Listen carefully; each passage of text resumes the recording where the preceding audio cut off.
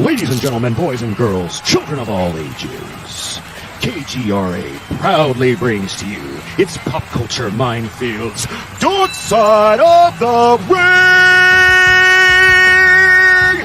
The Dork Knight, Danny Ballard, the Atmosphere, Joe Rivers, the Dork Side of the Ring!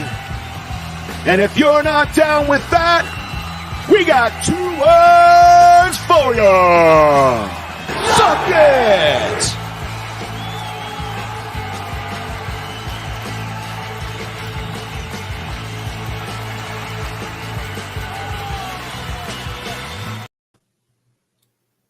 All right. That's new. Hey, I like it. Johnny. I don't know if I do. I might redo my voice. How you doing, bro? It's been a while. I'm doing all right. I am very, very busy this weekend. I feel like I'm being pulled in all directions. I just got in from Cali at 3 a.m. Holy shite! Yeah. I had to make an emergency.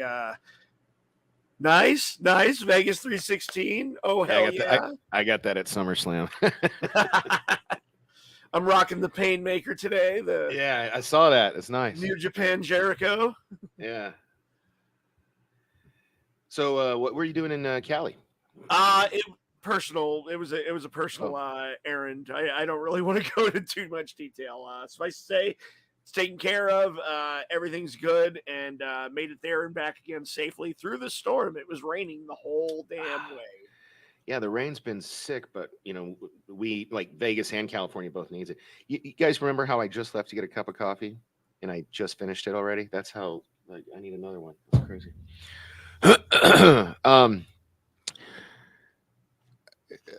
Not that you asked, but I don't even know what I've been up to this past. Oh, work. I've been working on my new website for me.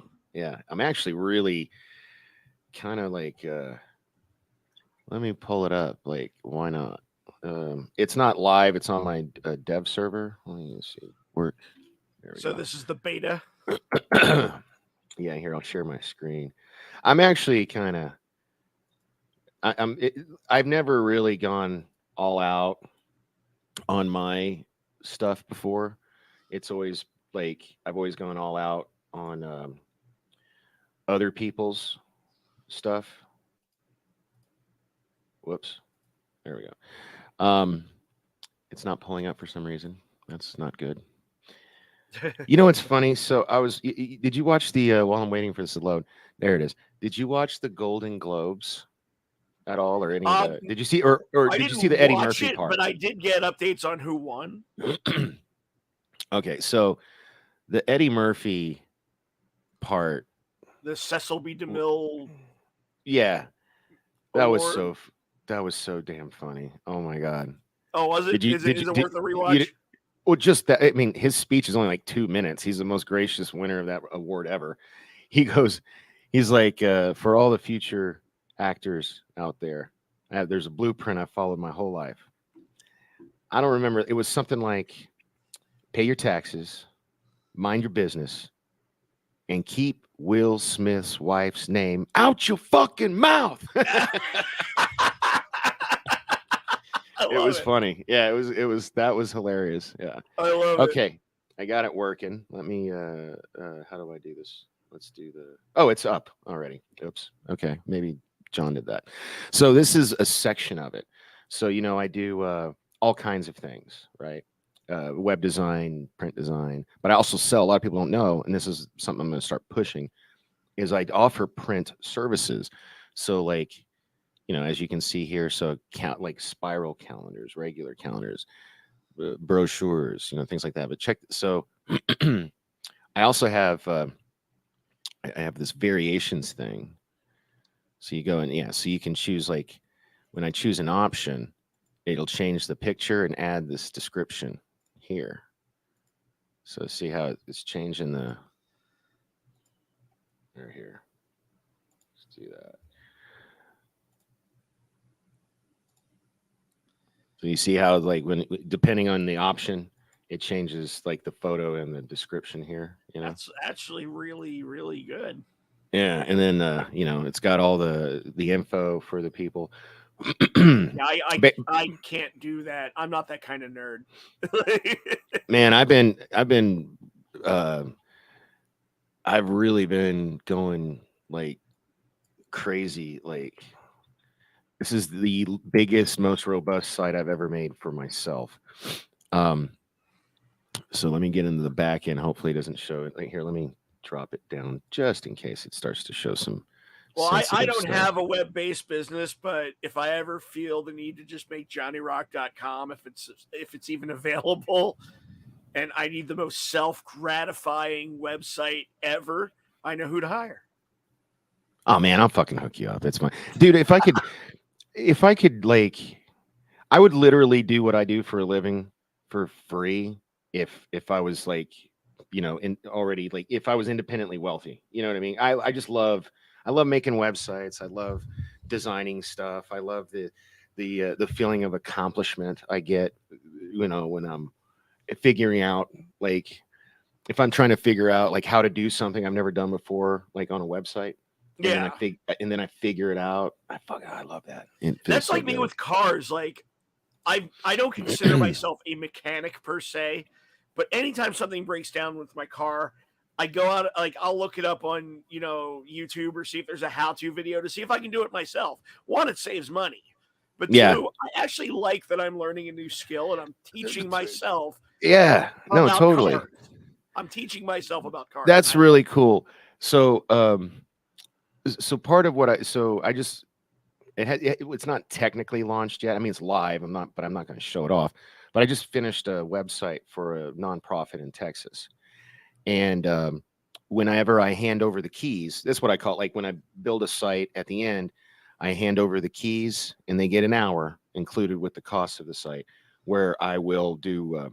It's kind of like this. It's usually like through Zoom or something, where I teach them how to maintain the site on the back end because I build all my websites with WordPress to make it easier for people.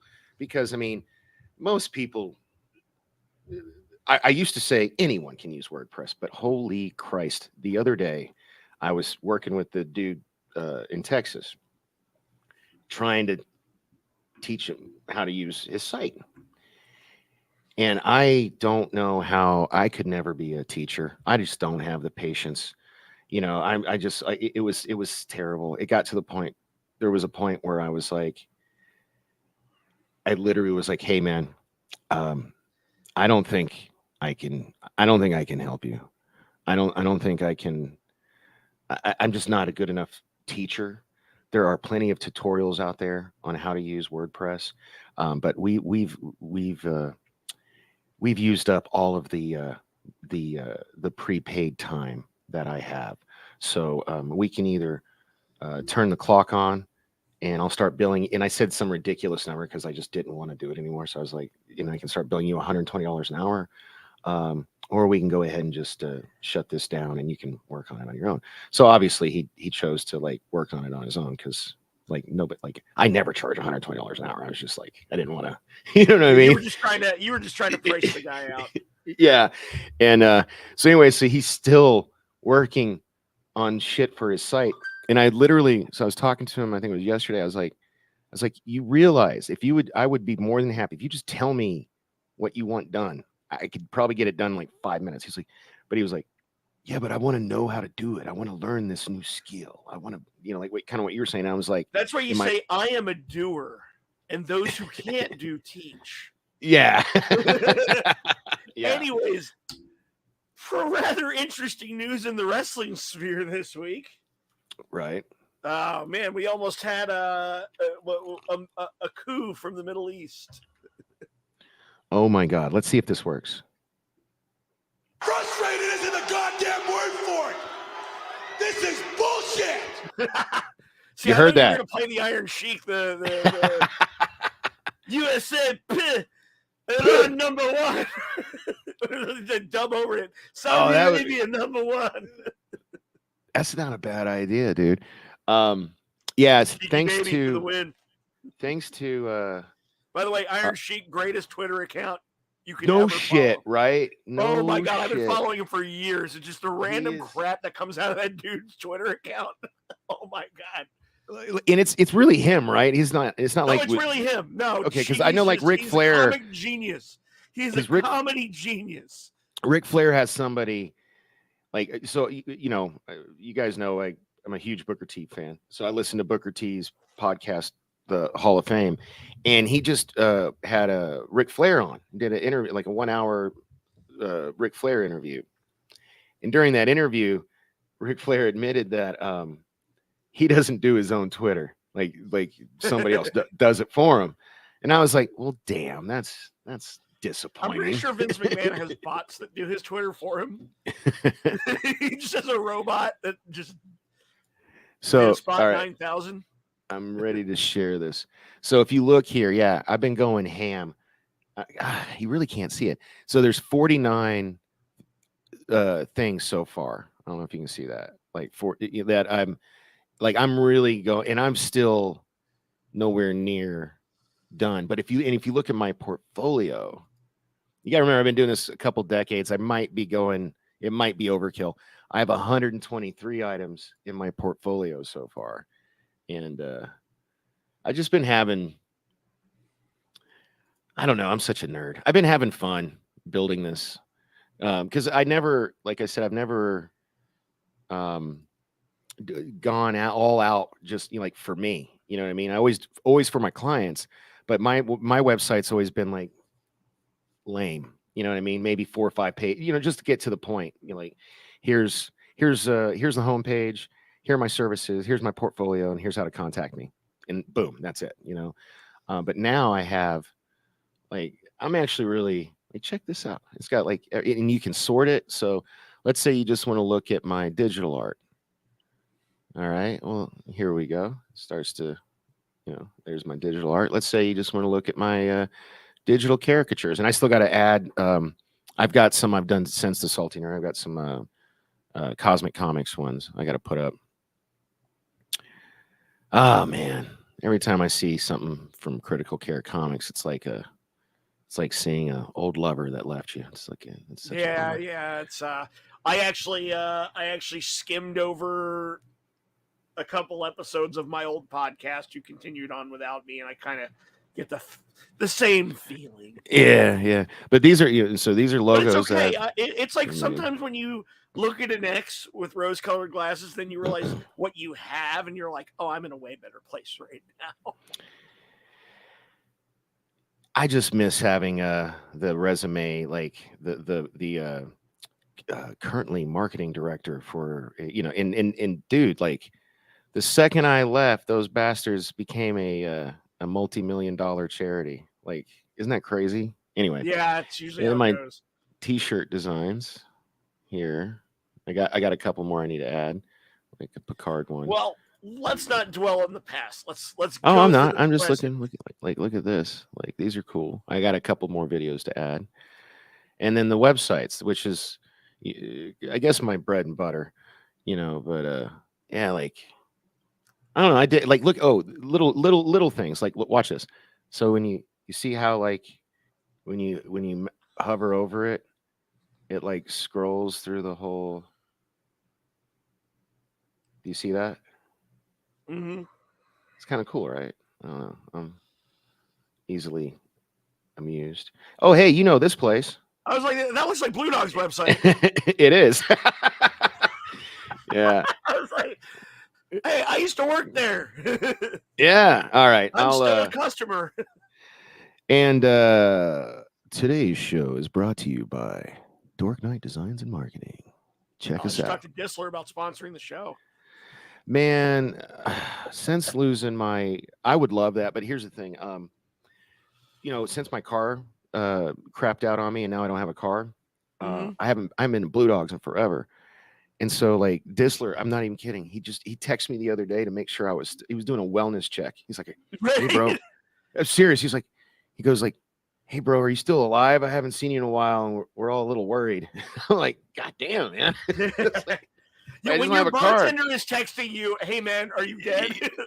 Yeah, Maybe it's like, you spend a little too much time at the bar.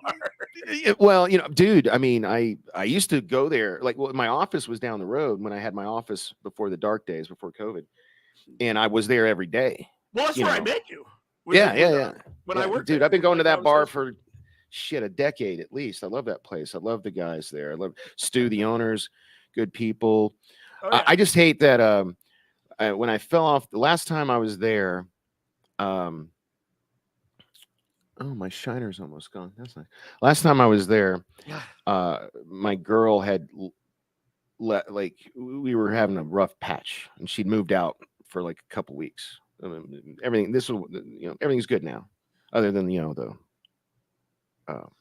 unfortunate accident where I fell down the stairs in a single story house and got a black eye. But um, last time I was there, Kevin, who's a sweetheart of a man, I love Kevin. Anybody who needs a real estate agent in Vegas, hit up my boy Kevin. Maybe we can Janisky. get him to sponsor the show. Shit, I'll give him a free sponsorship. But yeah, no, I love him. He's a sweetheart. Last time I was there, apparently, I was like, he literally texted me and was like, "Danny, I love you, and it pains me to say this, but I will never serve you again." And I was like, "What? What happened?" Because I got blackout drunk because I was just boo booing, and like I said, I fell off the wagon. And I struggle. People know I'm a recovering alcoholic. I struggle with the shit, and it is what it is. I'm not gonna candy coat it or bullshit it or whatever. So apparently, what happened was, I was drinking. I'd been there a while. Some dude comes up. Again, I don't remember. This is just what Kevin told me. Some dude comes up next to me, orders a Truly, and allegedly, I said something very bad. I believe he said, and cover your ears, children. That's a faggoty drink, and I would normally never say that. But apparently I was. Wow. Yeah, and You're gonna get us canceled, man. the dude went off on me, and Kevin cut me off, cashed out because I was gambling, cashed me out, and ordered me an Uber home. Like, he was basically like, in when I got my car, this was back when I had a car. So that's how long ago this was. So when I go back the next day to get my car,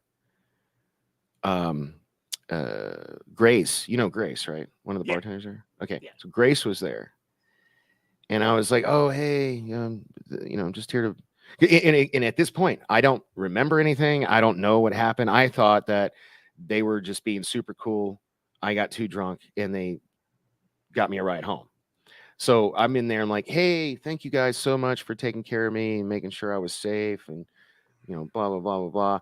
And Grace was like, she was looking at me like I was crazy, and then she was like, "For sure, sweetie.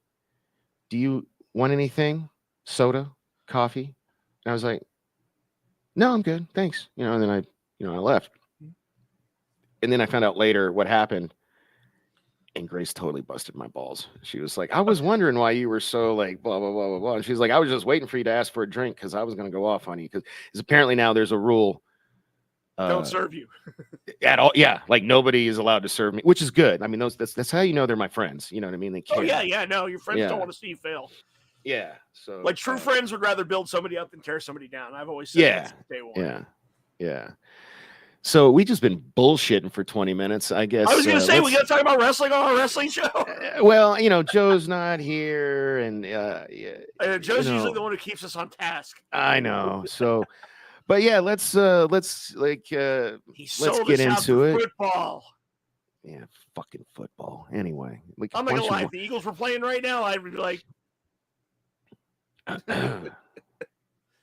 "What? Yeah, wrestling. Go Birds!" What? The Fabulous Freebirds? I don't know. Anyway, so let's talk a little bit about, before we get into this week's shows, with like Monday Night Raw and shit. Holy Christ, the internet lost its mind because some asshole who has no journalistic integrity, At tried to all. tried to break a news story saying that WWE was sold to Saudi Arabia, when first of all, okay, WWE is a publicly traded company. Shit like that's got to not only be voted on by the board, and they have to do like at the very least some kind of investors call, but they have to file paperwork with the SEC and all this. So like until I see Yeah, but some Vince shit like is the board now. yeah, but I just he's picture 80. him as He's Palpatine. I am the Senate. I am the Senate. No, he's I am all the Sith. he's 81. I believe it's 81%. I mean, like it's basically you're right, but he's not 100. He's 81%. But here's the thing. Hey, Socks, I see your yes. Socks and I are on the dude. Why don't you join us? You should be on this show sometime. Socks and Yeah. I, we talk a lot on the Twitter about kind of old the Twitter about wrestling, and he and I both agree that Vince should be in jail. But first of all, nobody wants. I'm sorry if you do, but like nobody should want the cons to buy WWE. I don't. I like no, the competition. no, yeah, we need competition. Do we want another 20 years of no competition and Of just stale, shitty product? No. yeah. The Saudis, even though they got the deepest pockets and could easily drop 9 to 10 billion, which is like the rumored asking price, which is I mean, more look than at what what they paid Disney Christian paid. Ronaldo. Yeah, but like that's more than Disney paid to buy Star Wars. That's crazy. Like that's crazy. I think the one that makes the most sense is NBC Comcast. I keep saying NBC Universal. I forget like the Comcast owns them. They already have the streaming rights to the WWE network. Yeah, they got they got them on the Peacock. They pay. So what led to all this is that the TV rights are negotiations are starting now because in 2024 they expire. So they've been with they made that record-breaking deal with Fox, and that's why they've been on FS1 and they have the crossover with the football and I think it's a good relationship for them. However, except for a little small cup of coffee the WWE had with Spike TV. And TNN. Well, it's the same network. Yeah, I know. It started as TNN. They've been with the USA Network, which is owned by NBC Universal, which I was just corrected the other day, being told which is owned by Comcast. Mm-hmm. So they've been paying. Raw's going to be 30 years old. It's like soon, like they're coming up on their 30-year anniversary. And if you think about the amount of money that Comcast, NBC, Universal, whatever, over the years, because things has been paying just for the rights. If I was on a stream with somebody the other day, if they didn't have any growth whatsoever, they being WWE pronouns, pal, sorry. If WWE didn't have any growth and just stayed the exact same, it would only take 8 years for them to recoup their 9 billion if they paid 9. Like that was the number going around. But you know that it's going to do better. It's not going to be stagnant. I would bet 3 to 5 years they get their investment back. But it just makes sense. Like it just makes business sense. I also think that the NBC Universal would be my preferred suitor because there's history there. I mean, I have a feeling that they would respect the company and respect the business. Well, not just that, but they'll like throw when them. AOL and Viacom merged and the Warner Brothers thing. That really was the final nail in the coffin for WCW because those guys that's when they got rid of and didn't understand wrestling. They're like, what yeah, and well, they didn't even want it, and then they fired Turner from his own company. Yeah. But with NBC Universal or NBC, like a lot of people, I mean, let's take our time machine all the way back to the 80s. They used to do they used to have what Saturday exactly. Like the huge remember that match with I think it was Hogan and Andre, and then the Earl The one Hebner where and his Andre twin brother. won and tried to give the title to DiBiase. Yeah. But it was because they swapped the twins that were refs or David whatever. Earl Hebner, Yeah. Oh my God. Like that was on NBC. So that's the other thing is NBC or Comcast hasn't wanted to pay the right because apparently it costs more money for them to be on network television, right? But if NBC Universal owns WWE, dude, they'll be showing fucking Monday Night Raw on NBC. Fuck USA. You know what I mean? That'll be a big deal. I think Raw would probably stay on USA. It's such a staple. It's their cornerstone. It's excuse me. It's USA's put it on. flagship Nah, man. show. It's not just WWE's flagship show. I get it, but man, I don't see Raw moving. I see SmackDown moving. Their bread is buttered. Okay, well, at least SmackDown, which is actually a better show, because it's 2 hours instead of 3. Oh my God. Oh, when we start talking about this week's shows, actually, shit, you only got like 30 minutes left. Maybe we should get into it. So, Raw is a 3-hour show, and I've been known to lose my shit a few times because a 3-hour show should have a 3-hour wrestling show should have, I don't know, wrestling on it, right? I mean, don't you think? Isn't that fair to say? So, oh wow, I'm looking at my last week's notes. I was going to say because there was quite a bit of action this week on the match front. Yes, 1, 2, 3. Is this week's show? Did Kevin Owens fight Baron Corbin on Monday Night Raw this week? Yes, he did. All right, so 1, 2, 3, 4, 5. There were a whopping 5 matches on a 3-hour show. That's better than the 3 from a couple weeks ago. This is true, but okay, just okay, Dynamite. And in fairness, the entire last hour was that tag team gauntlet match, which was amazing. Yeah, no, I will say that is true. It was an hour of so okay. I'll give Raw a pass, but I do want to point out 1, 2, 3. Come on, and plus you get Prison Dom. Prison Dom hits different, yo. He's hard. We'll talk about that in a second. Dynamite, 2-hour show, same number of matches, 5 matches. It doesn't make any goddamn sense to me. Rampage, hour show. And this week, they actually had less matches than normal. They usually have 4 or 5. This week, they only had 3. There's a lot going on. They had that blood and guts match. Dude. Ruby or Soho. Whew, man. That bitch bled a lot. Like, tough. Yeah. And, she's smoking hot. I liked her better before the nose job, but she's still smoking hot. And then SmackDown, 2-hour show. 4 matches. Like, I don't know. Anyway, back to let's talk about Raw, shall we? So I'll do the thing that we've been trying, the new thing where I just kind of recap what happened real quick, and then we can talk about whatever interests us.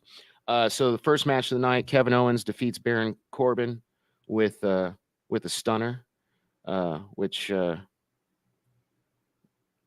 I don't know. I just love. And then the Bloodline tried to jump him, but failed. Then we got a little bit of an Alexa Bliss promo, followed by the Usos getting ejected, even though they end up back in the show. I don't know. I do love heel Alexa Bliss, and I love that she's coming back as a heel. Like I dig it too. I wish this tee babyface nonsense. I'm like, that's hashtag not my Alexa. Exactly. And I want the Alexa that I saw at the Elimination Chamber when she won the first Women's Elimination Chamber. And she's like, I'd like to thank myself because nobody helped me do it. So this is the part where Joe would gush over, what's he call her, biscuit butt? Yeah. So anyway, so then we have Bailey defeats Mia Yim. And then Rhea Ripley defeats Candice LeRae. That one wasn't on the The Hulu cut. Oh, okay. And I we didn't get even know that happened. Yeah, Rhea Ripley defeated Candice LeRae. It was a short shit match. Man, I just Candice LeRae and Johnny Gargano are so damn talented. I don't want to see them get jobbed out for their entire main roster run. Here's the thing, man. I know everybody loves this Gargano guy, but he's what is he, like 5'4"? I like he's barely over the legal limit of being called a dwarf. I don't know. He's just so, he's just so fucking small. I don't know, man. And I'm not familiar with his NXT work. Okay, I'm gonna put together a list of matches this week for you to watch. Okay, and right. you will turn around on Johnny Gargano. I that's just plus you ought to love this guy. For Hey, every Chris, if you want to NXT join takeover- us, for almost let me every know. NXT takeover, he would come out in a different comic book themed type, like ring gear. Like one time he came out with Punisher gear. One time he came out with Iron Man gear, Captain Marvel, friggin' Carnage inspired gear. Like this guy is like a comic fan's. So, anyways, I'm sorry. I thought John took the power away from you. I kept trying to add you back, and John was adding you at the same time, so it was going like back and forth, back and forth. I'm like, I thought John took that power away from you. It So, corrupts. yes, no, like I was just trying to be funny. No, so Everybody meet pow- my the co-host, power- Dr. Victor Von Doom. right. No, the powers that be said I should also be an admin while I do the show. So anyway, I won't do that again. I'm sorry. I was just trying to be funny. But hey, Chris, if you want to join us. Oh, he says, yeah, I don't have Facebook, brother. I got Twitter. Like Facebook sucks. But or John Doss Wolfen, send him the See, Joe's standing up for me in the chat. yeah. Hey, Joe. Love you. We miss you, bro. Doss Wolfen, please send Chris the link. When he introduced one of his guests as the visionary, the revolutionary, I thought he was like about to introduce Seth Rollins, but he was just stealing the Seth Rollins shtick for his guest. So I was like, okay, this man likes wrestling. Anyway, where was I? We did the match you didn't see. Oh, did they show you the MVP Lashley segment? Yes. Okay, so you predicted it. Hurt Business. I think they're coming back, man. Together. Yeah, because like, man, business is about to pick up. Hell yeah! I don't know why they ever got rid of the Hurt Business. That shit was fire. Then we get a Cody Rhodes package, which I was excited for, but then on SmackDown they showed the exact same package on SmackDown, which we'll get into later.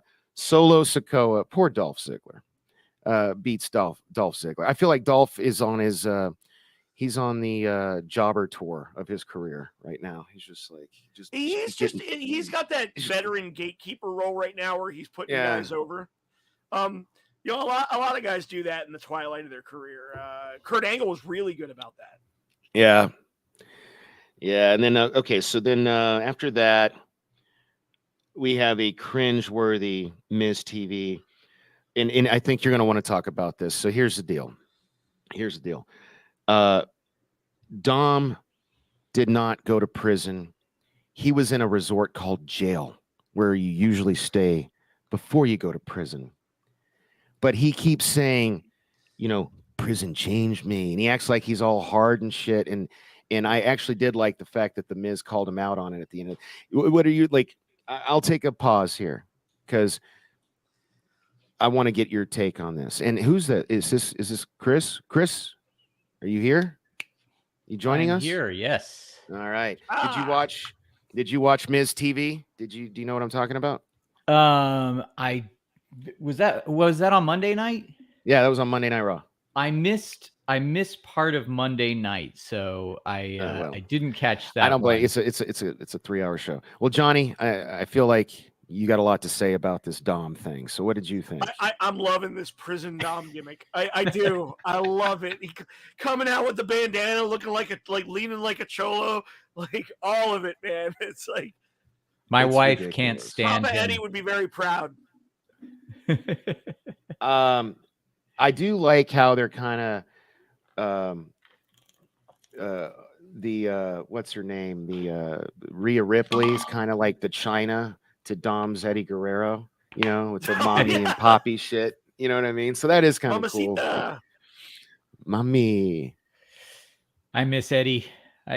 Dominic, he's all right. I think he's starting to realize that he's got dweeb energy. So he's trying to play off that rather than try and live up to what Eddie and Chavo used to do. Yeah. There we go. I can see your face now, Johnny. There we go. Sorry. He's got pardon the crows. Let me turn that down. He's just so baby face. And my wife always, when he comes out, she's just not impressed with him. So, and this may be an unpopular opinion, but I think that the Judgment Day overall has taken 4 very interesting wrestlers and kind of neutered them, putting them together. You just made the list! You think it neutered them? Oh yeah, I know, right? That's why I said interesting is the Judgment Day. I don't know, man. I think the Judgment Day is really taken over. I just don't feel anything from them, and I was really digging Damian Priest right up until the Judgment Day started.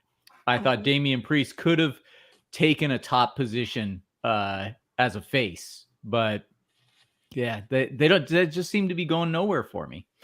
Look, man, anybody who uses the razor's edge is a natural heel. Come on. I do like the way they've handled them as a faction, like the rules of factions, because, you say they took 4 talented wrestlers and neutered them.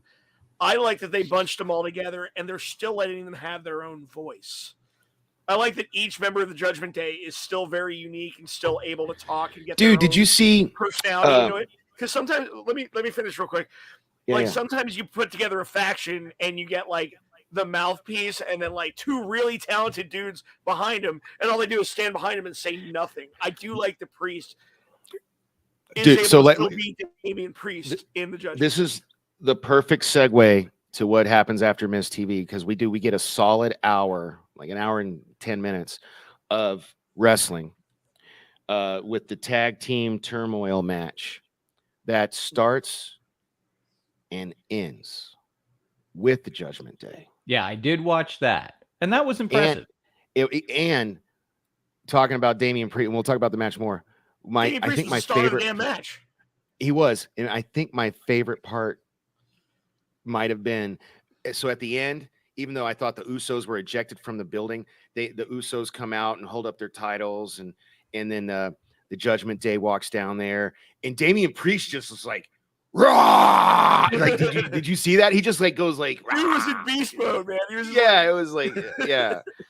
But yeah, let's talk about the that tag team turmoil match, because that was gold. I mean, like, I hate the whole like gimmicky BS at the end with Finn Balor having to be replaced by Dominic. That just doesn't seem anyway. But I actually thought Damian Priest is a goddamn stud, man. He's a stud. He's just, Yeah, I thought it was a good bit of storytelling. Yeah. When I came back into wrestling, because I was out, I left near the end of the Attitude Era, or probably the Attitude Era was already over. And I left after WCW was bought by Vince. So like mid to late, I gave it a little bit, but mid to late 2001. Then I came back in 2009 when Bret Hart came back. So I had like a good chunk of time where I didn't watch it. Yeah, my wife and I, when we were dating, it was just one, we weren't really dating in the sense of going out a lot. We were just, cuddling on the couch watching WWE, and ECW had been bought, or WCW had been bought, and there was the whole McMahon family feud, with Booker T coming in and all that sort of thing. So we were having a lot of fun with it. And after a while, we started our family and we just got out of it. So I came back maybe a year and a half ago, because I had just been, you all right, man? Oh, yeah. Marijuana, hell of a drug. Sorry. I'll mute. I'll mute myself. It's a gateway, man, to wrestling, and it's a gateway to Cheetos. But yeah, Cheeto fingers, that's what it's a gateway to. Oh, baby, did you hear that? I missed it. But I came, I came back because of one of my favorite wrestlers. I was a huge Undertaker fan. Love Stone Cold, love The Rock, love Bret Michaels. Bret Michaels. What? Not Bret Michaels. Shawn Michaels. You just combined Bret Hart and Shawn Michaels. That's blasphemy, bro. I almost. Well, you know what I did was I came up with a member of neck Poison. vein come out. Frustrated isn't the goddamn word for it. This is bullshit. Sorry. So yeah, members of Poison are wrestling now, but I was a huge Hardy Boys fan, and I heard Jeff Hardy was still wrestling. And okay, I was like, first of all, I'm so sorry. I got to acknowledge the chat. Acknowledge me. Monkey Jeebus, 1, why is Gary going to kick my ass?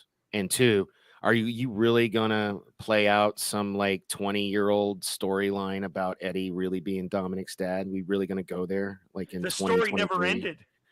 I call him Dominic Guerrero all the time. You see, all right, you know what?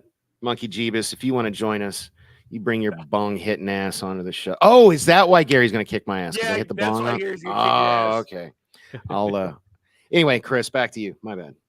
Yeah, well, Jeff Hardy came in, and I was like, I want to check this out because I always liked him, but I wanted to see him redeem himself. He had a lot of problems with drugs and alcohol, and he spent some time in jail.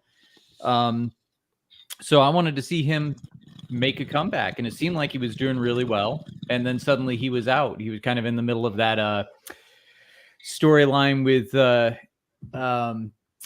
Austin Theory. And but by then I was starting to get familiar with the characters. My wife and I had really kind of glommed on instantly to Seth Rollins and pronouns, pal. Who you said he was getting into a thing with Austin Theory? Who's the Jeff he? Hardy. Was it Jeff Hardy? Yeah. Okay, that's what I'm tracking. Okay. I mean, I thought that's what he was talking about, but I just So pronouns, pal. but we started to learn about who like Seth Rollins came out. My wife and I were like, "What's this guy's deal?" And at first we weren't sure about him, but then we started being really entertained by him. And then Becky Lynch was in constant feud with Bianca Belair, and we're like, these two are really awesome, dude. So that's what like Bianca is. Holy shit. I mean, she's got like she could beat the shit out of her and Rhea. I really wish people weren't so sensitive about the intergender matches, because Bianca Belair and Rhea Ripley could legitimately, in a real life street fight, beat the shit out of half the men's roster, in my opinion. Right. Right. Yeah. Like, I mean, like, whoa, like, dude, I swear to God, Bianca Belair's arms are just massive. They're but they're just sculpted out of, like, they're so defined. Like, she's really. Well, look at Charlotte. Charlotte's jacked as hell. Nah, fuck Charlotte. What is it with you fanboys in Charlotte? I'm talking about Bianca Belair. She's the future. Here's the thing about wrestling right now that I struggle with. My wife and I talk about this a lot. We go back and we watch old Attitude Era matches. And even those wrestlers back then, even when they're doing not much, just, hanging out in the ring on a regular night, have more energy than most of the wrestlers today. And I'm not talking about energy like their athleticism. I'm just talking about their personalities, their presence in the ring. Bianca Belair could hang with them. Hey, man, is there a reason you're not, a video showing it? Yeah. Is there that I'm not showing up? Yeah. Like, why are we looking at your little talking bobblehead? Because I am the last in line today with the family home for shower and shave, and Who gives a shit, bro? Come on. Got a big scratch on my head. Let's see. Come on, let's see your. Glorious... You want to see like gross? Glorious. We want to see your baby browns. Little Karate Kid reference. I'll plug in the webcam and see if it takes. Hold on. All right. While you're doing that, Monkey Jeebus, thank you for interacting with us in the chat. People getting mad at Sunny Kiss Wrestling Jade. I thought we were supposed to be all like woke isn't Sunny Kiss a woman? I mean, I know Sunny Kiss was born. Oh shit, we lost Chris. I know from I'm an old man, so like don't cancel me for saying this, but Sunny Kiss was born with as a man, like with a penis. I don't know if Sunny Kiss still has one or not, but I know Sunny Kiss identifies as a she. So why can't Sunny Kiss wrestle Jade? Sunny Kiss is still a guy. Yeah, but doesn't he identify as a she? I think Sunny Kiss is more of a they them. Oh, is it? Man, this shit is so non-binary confusing. Oh my. Nyla Rose is trans. Nyla Rose was born a genetic male. Well, Nyla Rose. That and shit's Nyla not Rose fair. has had a lot of the surgeries as well. Oh, so Nyla. Okay. Like This Nyla is Rose- fully into a transition. She's not. She doesn't have a dick anymore. I haven't looked under her skirt, but I want some. I know, dude. I am. What did I come back into? This is this. I am the on conversation one changed. today. Well, Man, no, dude, like you're totally no. gonna get us canceled, man. Look, I don't care. I'm just curious. Okay, does Nyla Rose still have a penis? That's all I want to know. Somebody let me know in the chat. Okay. That's a soundbite for this episode. Hey, Chris, you look great. What are you talking about, brother? Well, plus I've been drawing while I've been talking, so I'm not looking at the camera all the time. Yeah, I was just about to say you're looking down. I'm very sensitive about you draw my looks. too. What's you draw, that? I knew you were in the movies, but you draw as well. I'm not a great artist. Were you here earlier when I was showing my website and my work? No, I was looking at that. Yeah. It looked great. If you ever want to collaborate, I love collaborating. It's fun. Like, you want to you just sketch something, throw it at me, and I'll put my shit on it, or vice versa. I love doing that. I've collaborated with tons of people. I do that sometimes. I mean, I'm not a great artist. Usually, I just doodle for storyboards for my movies. By the way, I mean, I'm not going to say anything publicly, but I'm talking to a casting director, and if we get a certain person, everyone in our circle is going to lose their minds if I get this person for Escape from Planet Omega 12. Holy shit. So in the chat, my mother's asking, is the big armed woman in The Mandalorian a wrestler? I'm going to assume she's talking about Gina Carano. Gina Carano, right? Yeah. She's not a wrestler. She's an MMA fighter. Yeah, she was an MMA fighter, Mom. And ironically, when she was an MMA fighter, she was smaller and sexier. And American Gladiator as well. I still think Gina Carano's smoking hot. No, she is, but she's thicker now. So yeah. If you look at Zach's, do you know Zach's? Kyle? He's okay. So I don't know him personally, but I well, yeah. Well, I don't either, but circle, yeah, he's part of our circle. So in our group chat, he posted this. I think it's the beginning of a bunch of his videos. I hope it's Zach's. I'll feel really stupid if it's somebody else. But it's like Gina Carano doing a weigh-in back when she was doing MMA. And so she's like, and she takes her clothes off and she's down in her bra and panties. And holy Christ, she's still hot, but holy man, she was smoking hot. And that's back when she was fighting. I was like, wow. It's like, anyway. It's funny.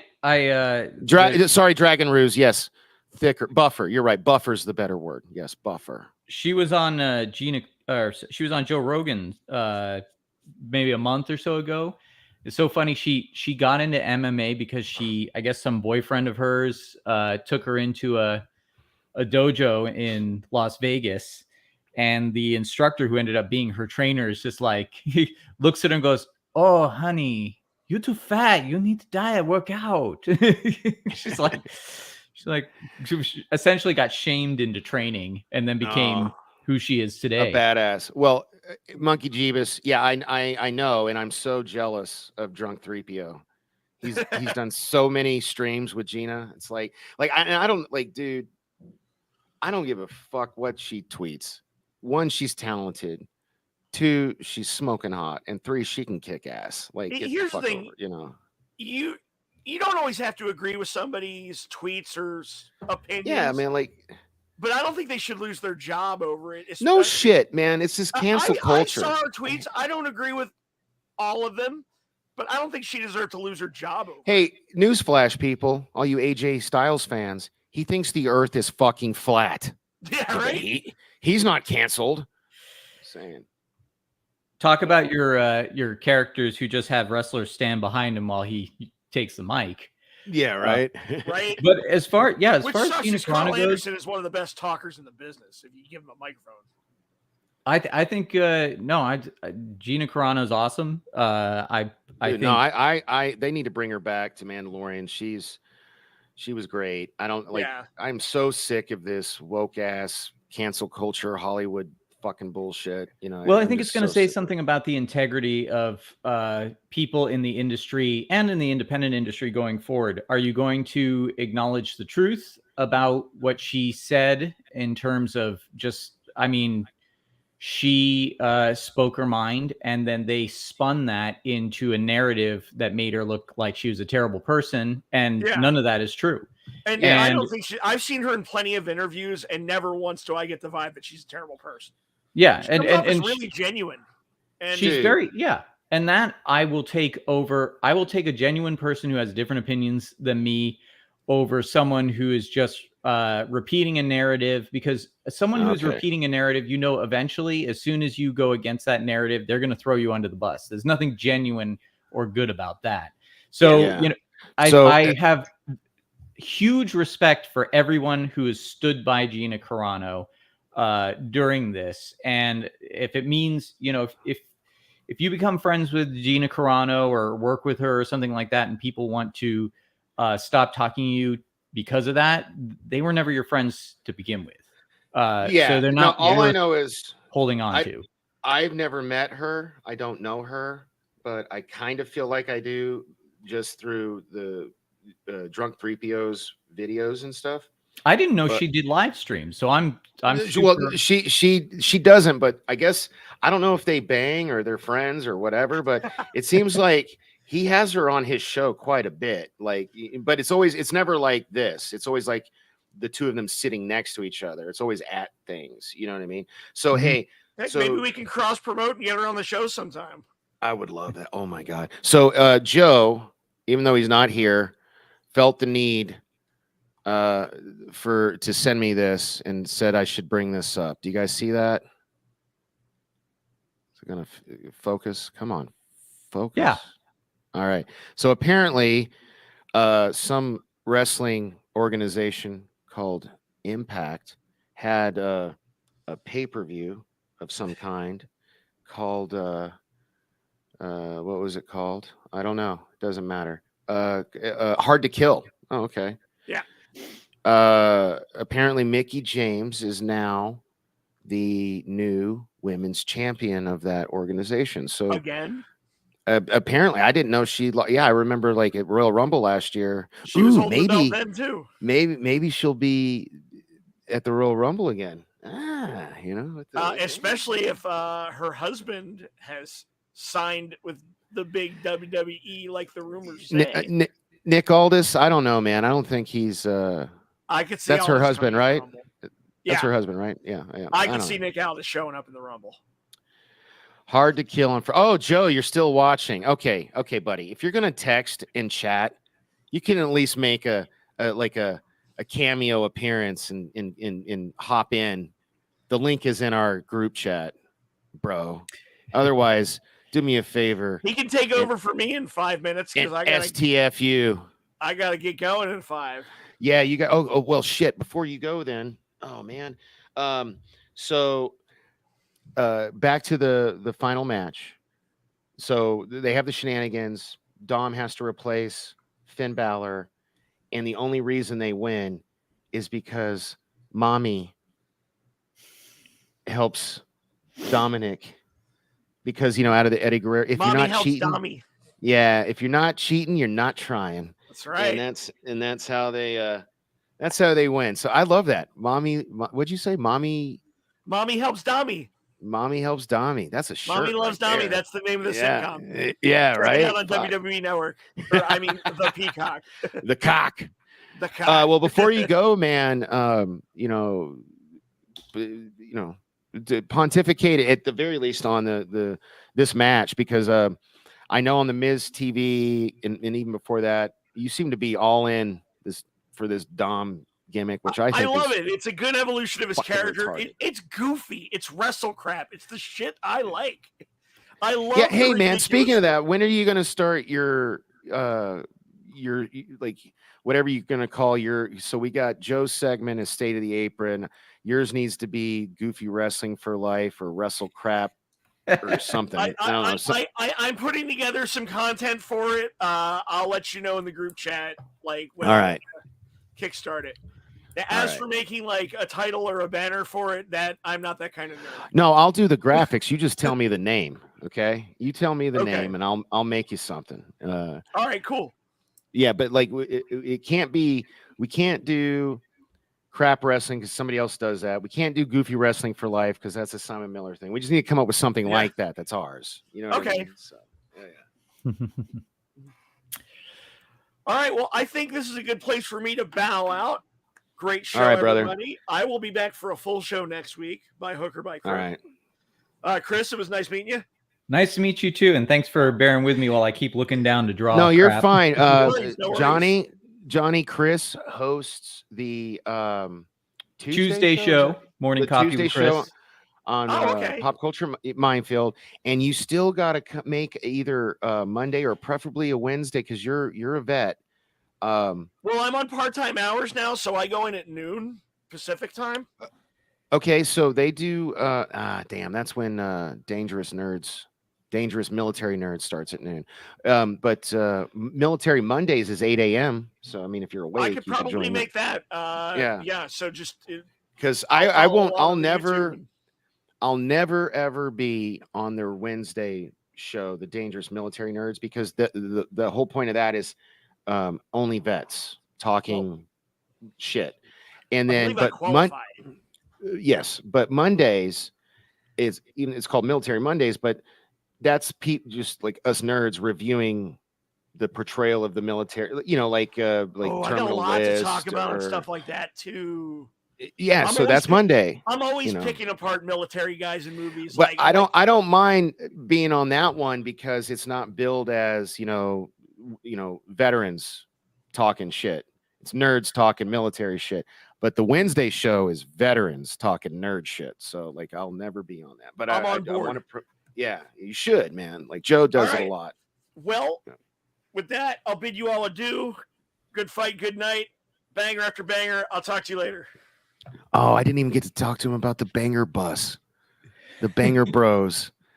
Like if you know, you know. If you don't, like just don't Google it. I know. I believe I made that joke already, but yeah. Anywho.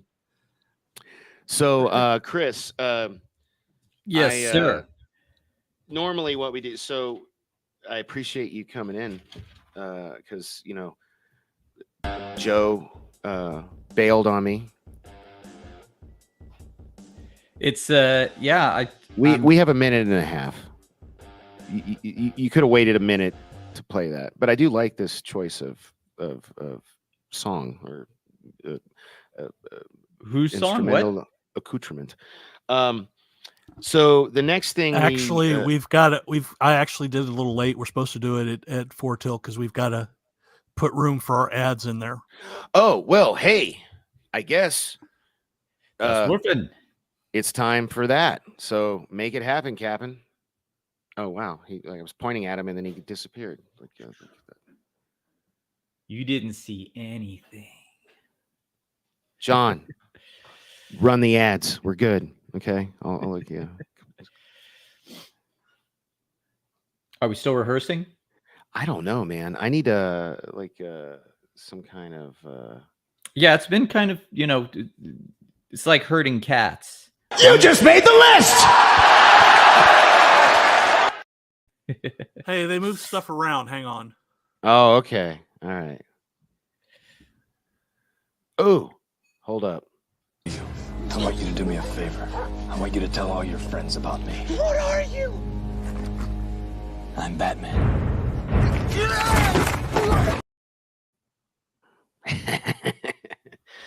Are you ready now, John? Did I kill enough time? No, it's not where it was. God damn it! All right, I'm well going then, through all of them. Remember, Sally, when I promised to kill you last? That's right, Major. You did. I lied. It's not there anymore, so just continue, pretend like we had a half thing. And Okay, well then, here's what I'm gonna do, because earlier I said. Oh, I that the found it. Hello, good evening, and welcome to the middle of the film. That's what you were looking for? I thought you were looking for the ad break. The We don't have the KGRA. ads yet. Oh, I just said yes, we've we got to, do. we got I to get put them ahead on of- my. Yes, we do. Where are they? I don't know. Like, go watch like the videos I edited. The 2 videos we pre-recorded, the Christmas and New Year's. I had 3 minutes worth of ads in that from KGRA. Are they not in the back end here of StreamYard? No. We better get our shit together, bro. You understand that, like, in 2 weeks, 2.5 weeks, I understand that. we're live. We're live, pal. In 2.5 weeks, This town needs an enema. We'll do it live. fuck it. We'll do it live. Oh, I got to do this again. Sorry. Frustrated isn't the goddamn word for it. This is bullshit. That's how I feel about you not having the ads, John. But that's fine. So here's what I'm gonna do. Well, whatever helps you sleep at night, bitch. Wow. Wow. Okay. Okay. All right. I see how it is. It's okay. Let's do this. I think you all. Ouch. You didn't hear or see that, did you? That was really loud in my ears. All right. So here's what I'm going to do. I'm going to do this. I'm going to do this. Do this. Do that. I'm going to do that. And I'm going to do, ladies and gentlemen, boys and girls, children of all ages, today's show is brought to you by...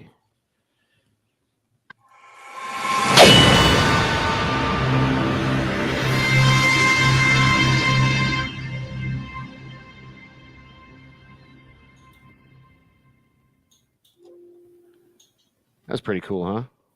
Not bad. I figure we gotta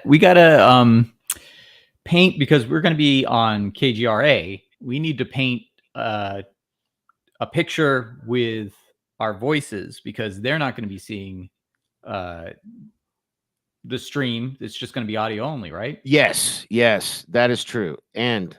But I want to finish our sponsorship break, because normally it's 3 minutes. Once again, ladies and gentlemen, sponsor of the show, Dork Night Designs and Marketing, from yours truly.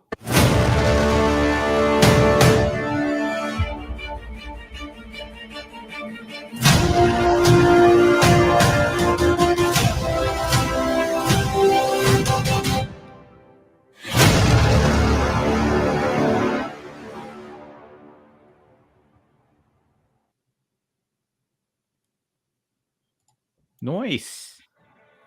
Did you build that cityscape? I did not. So here's the honest truth. A child made that. So I used to be in a networking group called the Mob, Masters of Business, and it was a part of a national group called Team. Together, everyone achieves more. You know, it's like networking thing. And so the chapter I was in, the Mob, in the chapters, you can only have like one person from, so we have like one nonprofit, one insurance agent, one web designer, one, thing. And so the guy who was running it, AJ, his kid, he was, I think this is so cool. I wish I got my kids like this. So his kid has he started a club. I think his dad helped him. I think it's like child entrepreneurs or something like that. It's something like that. Oh, nice. And he calls himself, I think it's Dr. Logo. I think it's Dr. Logo. So anyway, so he was trying to pimp his kid out during one of the meetings. And I was like, bro, I'm all about this. I want to introduce him to my kid. I want them to like, come on, this would be great. And so he made one video that was complete crap.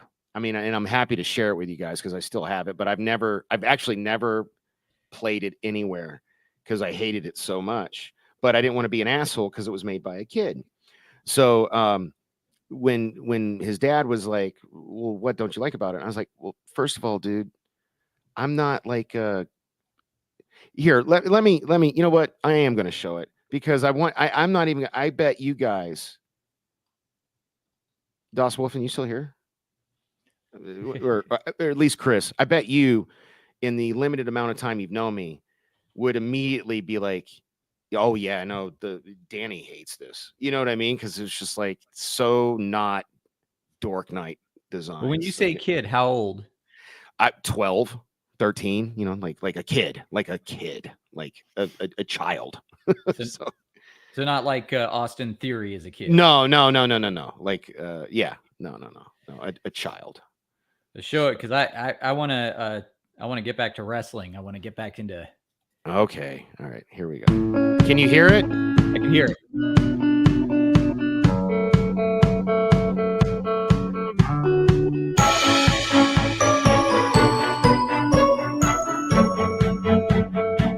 At least he used websites I actually made.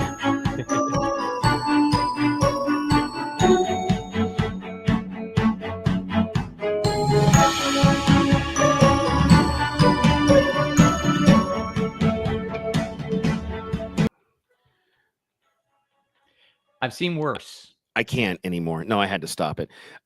So anyway, the one that you saw with the cityscape, that was the one he made after this one. Because I was like, look, dude, you're totally not catching my vibe. You know, that's not me. That's too like, I don't know, but it's not me. You know what I mean? So he's like, well, what's you? I was like, I'm the Dork Knight, man. Like think like Batman, Bruce Wayne. Okay. When you see me as me, I've got all my photos, like not obviously not on these streams, but I'm in suits. I look like Bruce Wayne. But when you don't see me, it's the Dork Knight. It's the Batman shit. Give me something like that. And then that's when he gave me that cityscape bat signal thing, which is probably a template he bought off of something. I'm not going to hate on him, but I was like, hell yeah, kid, you got a future now. Yeah. Well, it's good. So yeah. Go ahead, kids are, I mean, they're getting savvy with, I'm using 3D programs and stuff, and you can create that stuff. I won't say pretty easy, but the tools are there to do it from home. And that's what we're using for. Yeah. I think it's fair to say relatively easy. You know what I mean? Yeah. So let's get back to, this is the wrestling show. Yeah. I want to just a quick comment on Johnny Wrestling because, Johnny Gargano, he's Gargano, whatever. He's no, I just because Gargamel. That's his again, this just kind of speaks to what my wife and I have been noticing is just the presence of heels and faces just isn't what it used to be. And even we're talking about Rhea Ripley when she keeps stepping in front of guys and they're like, I'm not going to hit a girl. I remember Stone Cold stunning women. I remember The Rock bottoming women. It's just like the chivalry. Hey man, it's a different era. But yeah, did you see? We'll get to it in a little bit. It was Dynamite or Rampage where Ortiz got pissed off at Eddie Kingston. He's like, "Were you going to hit a woman?" I was like, "Are you kidding me, man?" Like, yeah, no, I'm sorry, man, woman, non-binary. You get into a ring and you get in my face and you want to flex. Yeah, I'm going to punch you in the face. I don't give a shit. Like that's how I feel anyway. But well, I mean, people are there for the show too. It's if there's not any risk that if every woman just got hit every time she got into a ring, it'd be a different story. There is a bit of tension there, but the fact that it never happens or can never happen, now is Wasn't it? We just had an intergender match with Tozawa and I think Rhea it was Ripley. Rhea Ripley. Yeah, Yeah. yeah. And But she again, that's kind but of he speaks didn't know. He didn't. If you watch that match, he never got to actually physically hit her or do anything like that to her. Yeah. And I know that was by design, and that's so fucked up, man. Like Rhea Ripley, like I said, first of all, she's like twice that dude's size.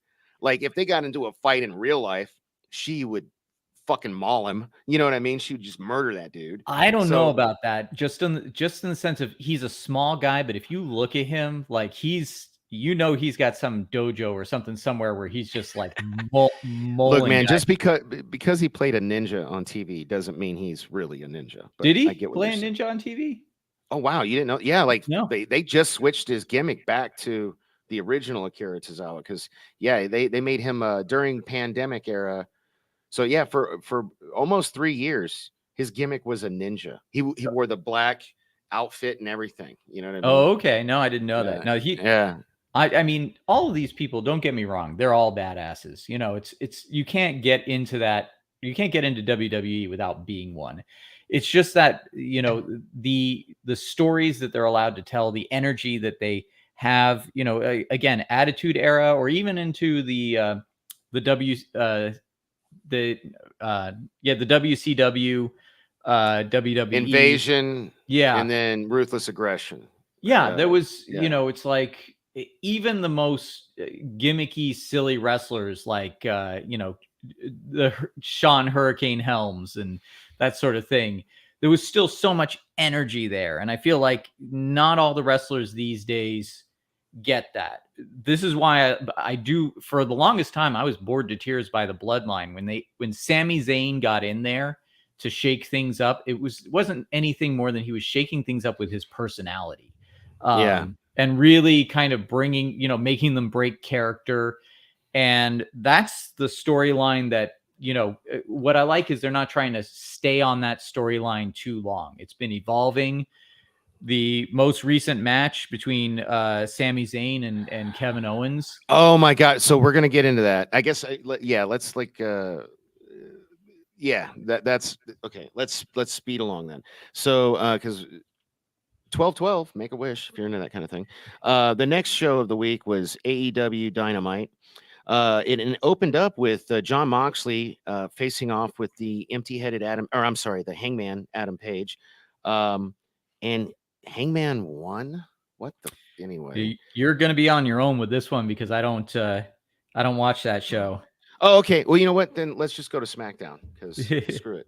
So SmackDown starts with a really good match, and it was so good. Braun Strowman taking on Gunther for the Intercontinental title.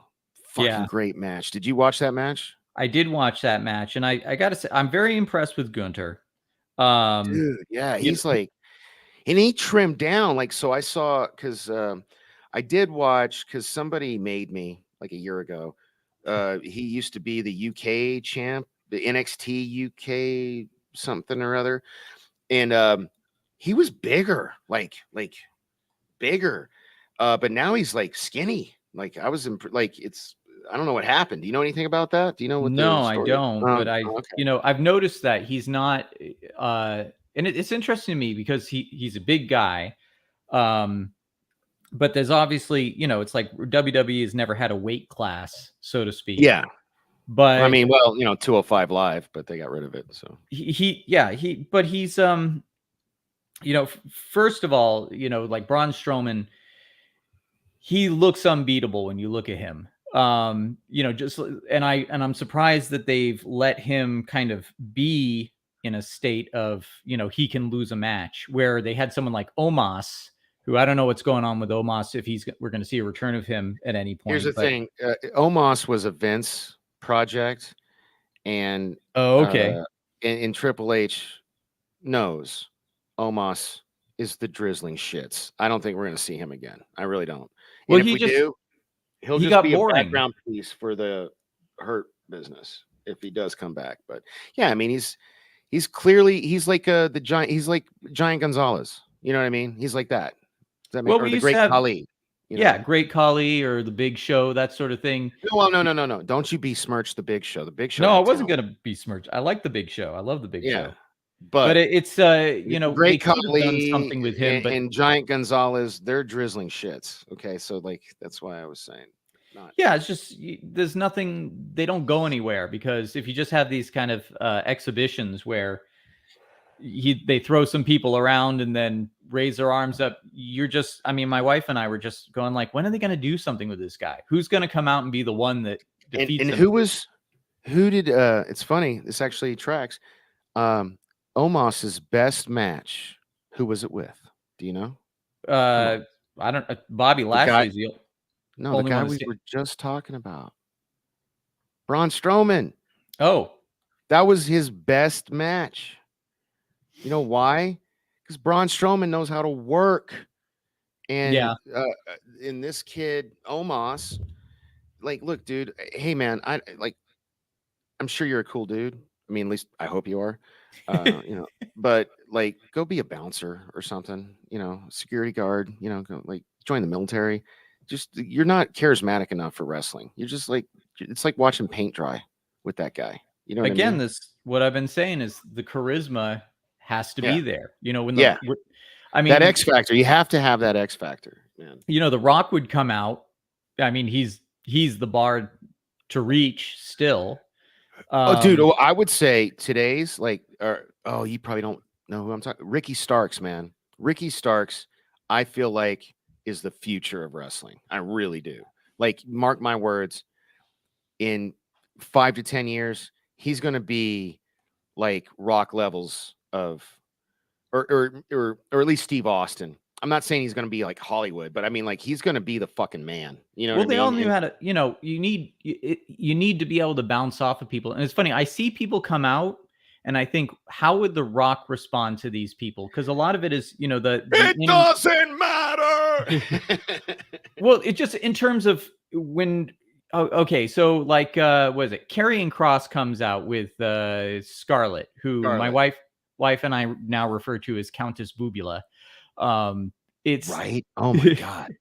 Dude. You see him come out, and then you see how the wrestlers react, and it's just your general face off, some smack talking. And sorry, I was getting yelled at because I was acknowledging your comment about Scarlett's boobs. I didn't say anything bad, baby. Damn. All right, sorry. Well, She's still, yeah. Anyway, they come out and there's a conflict, and then Karrion Kross chokes them out, and that's it.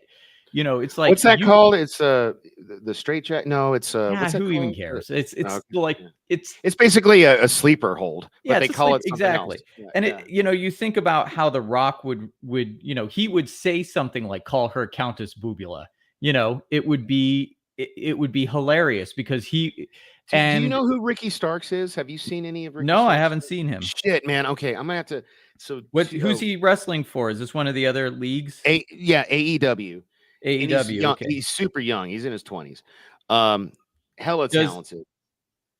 I'll have to look that up because I don't have cable. I've only got certain apps. Like I got dude, I'll send you clips. You just need to see clips. But like he gave I think we talked about it in last week's show. So it was 2 weeks ago when it happened. He gave the promo of a lifetime. It was epic. It was fire. I was like, when I was done watching it, and Joe agreed with me, I was like, this kid's the future. You know what I mean? Like he's like cultivate what he did, like fucking water that plant, and he's gonna be huge, So it's just I'll send you some clips.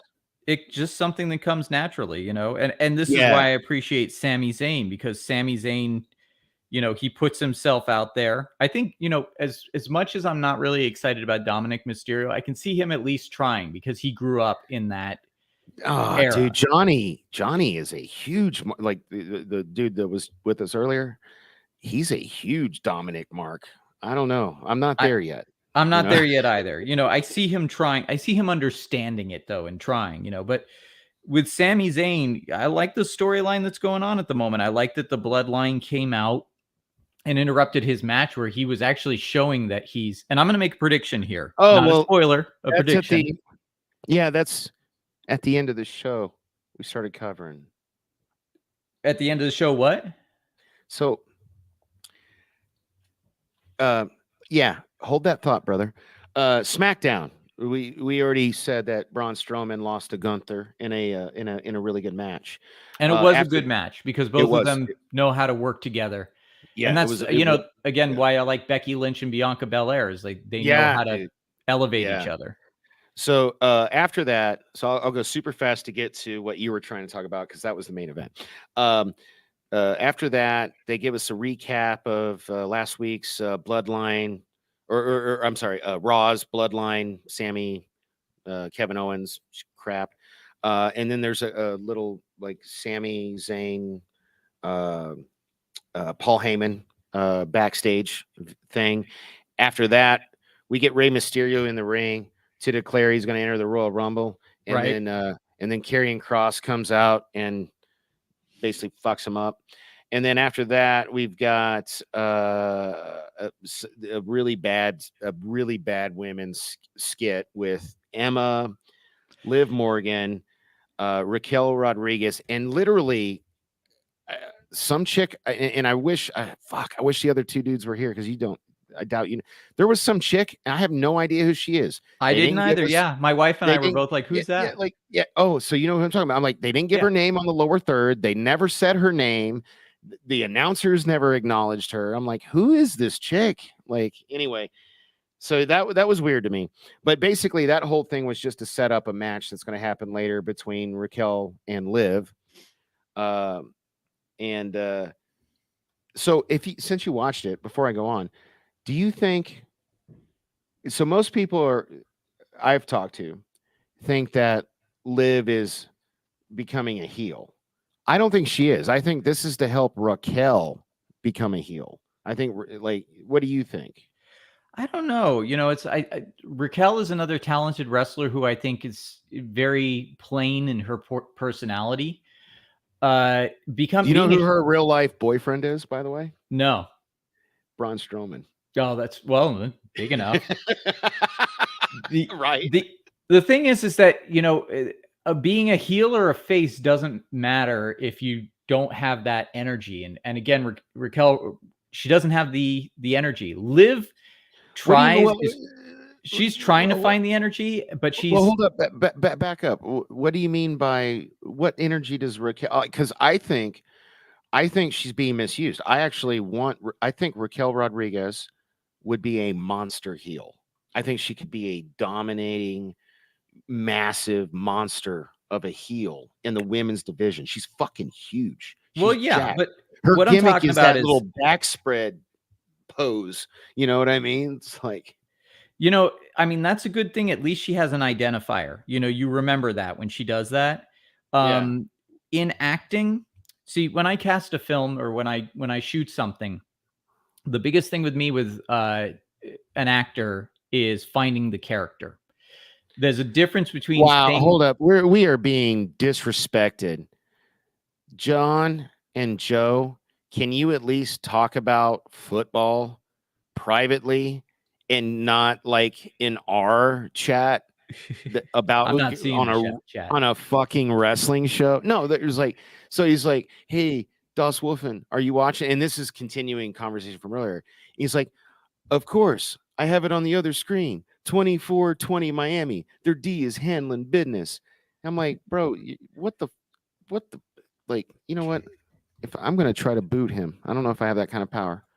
I don't have that kind of power. It's called multitasking. Men are not capable of multitasking, John. Just ask Cece. Obviously, you're distracted by it. But well, I always try to pay attention to the chat, because they're like, if we don't have anybody watching, what the hell are we doing this for? So, I want to acknowledge. Well, there are always people that watch after the fact too. So, I try and keep that in mind. But yeah, I mean, just going, if we can go back to talking about Raquel Rodriguez and yes. Sorry. Like I said, and this is just something that I noticed. I kind of consider myself in the world of geek entertainment. I kind of consider myself a normie because I have to be met halfway, or else I get confused. I zone out. And as a director, my thing is to find a character that is, who that character is instantly. You can pick them out in a crowd of other wrestlers or characters, that sort of thing. So when I work with an actor, that's really the main thing. If I can't find a character with that wrestler or with that actor, then there's a problem because they're just reciting lines after that. And a lot of the lines can be interchangeable. It's the character that makes those lines memorable. That's why, and these wrestlers find their characters. Stone Cold Steve Austin finds, oh, hell yeah, and what in Austin 3:16. The Rock is the person, The Rock is the person that finds, electrifying the millions and millions of the Rock's fans. Tell me if you can hear this, because I just got this toy. And if you can, I'll stop it. So I'm going to do this. What? Can you hear it? Yep. What? What? What? There you Even go. people like, William Regal would come out and Scribe Light's here. Welcome, Scribe. Hey, Scribe. Thanks for joining us, man. Yeah. You have to find that character. And it's not up to the writers to, the writers can try and give you a character, but it's up to you whether you can carry it or not. And when you find that character, the writers, they vibe off of that. Once they know who you are as a personality, I think Liv Morgan is trying to find that. When you see her in real life, she's kind of cute and dorky. And when she comes out as Liv Morgan, I find her a little cringe, like she's trying too hard to be, dark, sexy, something she's not. Yeah, exactly. It doesn't feel authentic. I appreciate I really, really, really like Liv Morgan, but I 100% agree with what you're saying right now. Yeah, I do too. I like her in real life when I see her doing behind the scenes stuff, like training. Her workout session with Sheamus on his YouTube channel. Her Twitter that was feed. Great. Her Twitter feed is like a ray of sunshine. I mean, she seems like somebody like I'd be homies with in real life. Yeah, she's like, but when she said she was like works out to the Cindy Lou Who song from the Grim. Yeah, But then when you see her trying to be some hardcore extremist and then losing in the process, it's like I don't know. I'm not digging what they're doing with her right now, to be honest. And I think also, the writers, I wish the writers could work with them a little more. Like, I feel like they dropped the ball on Ronda Rousey's storyline, making her a heel. Because, essentially she's just walking around with a clone of herself in actually, I'm going to disagree with you on the Shayna Baszler thing, because I think they need, first of all, one of two things needs to happen. Either get rid of the women's tag team titles or start to treat them with the fucking respect a title deserves. And if you're going to do that, you have Ronda Rousey and Shayna Baszler as a tag team, so dominant, and have them own those titles for years. Yeah. Keep Ronda Rousey out of the main event picture. Let her get earn her or not earn, but learn. Like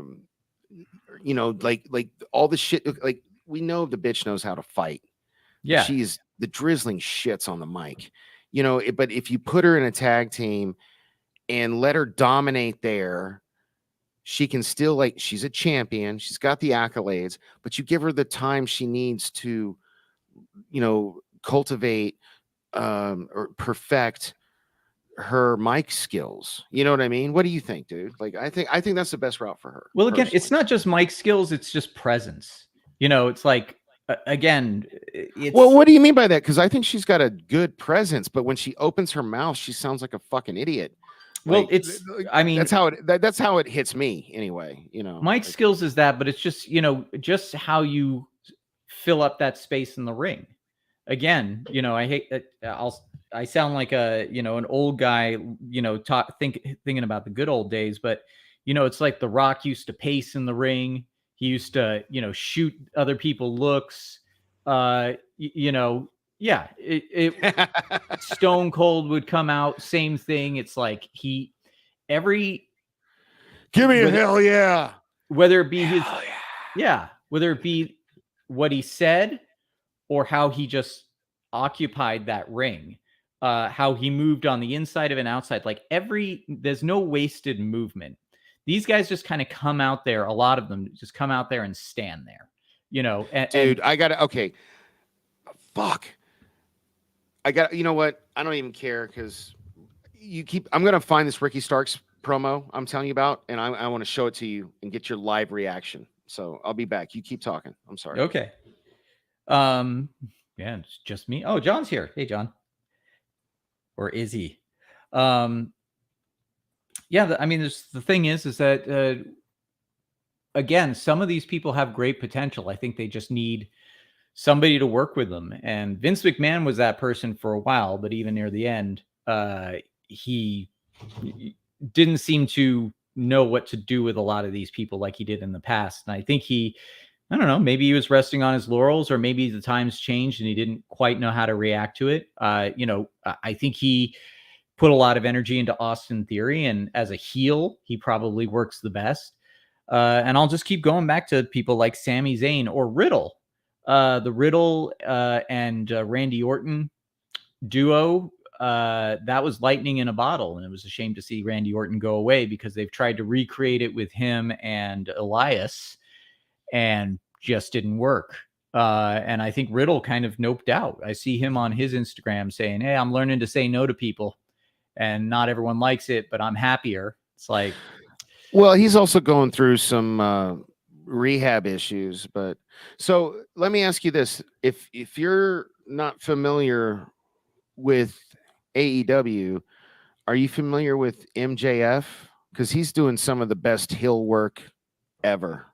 No, I've only gotten back into WWE. So, and I've seen some of the other stuff, and I've thought about checking it out, but I've been so busy with other things. I just don't know when I'll get the time to really dive into it. It's good stuff though.